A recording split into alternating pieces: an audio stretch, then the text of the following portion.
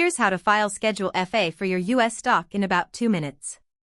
First, export a few files from Charles Schwab, then upload them to ITR-FA. In Part 1. Exporting your data from Charles Schwab.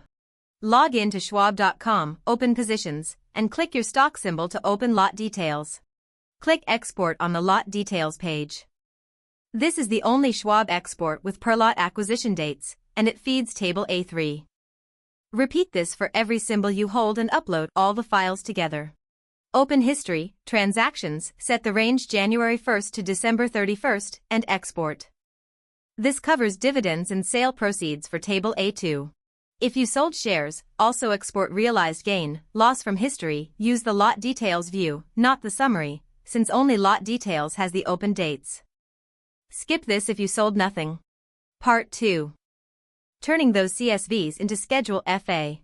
Open ITR-FA and select Charles Schwab as your broker. The export steps update to match. Drop in the 3 CSVs, pick the financial year, and accept the data consent. The app parses everything and shows the computed values, closing balance on December 31st, dividends, and sale proceeds, all correctly labeled Charles Schwab. SBI TTBR exchange rates are auto-fetched per Rule 115 for each event date, and the ticker and company details are auto-detected from your files.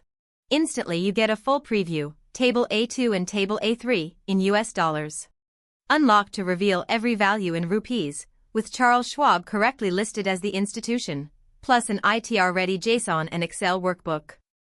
That's Schedule FA done. Try it at ITR-FA.in. Now supporting both Fidelity and Charles Schwab. Always verify the final values with your chartered accountant.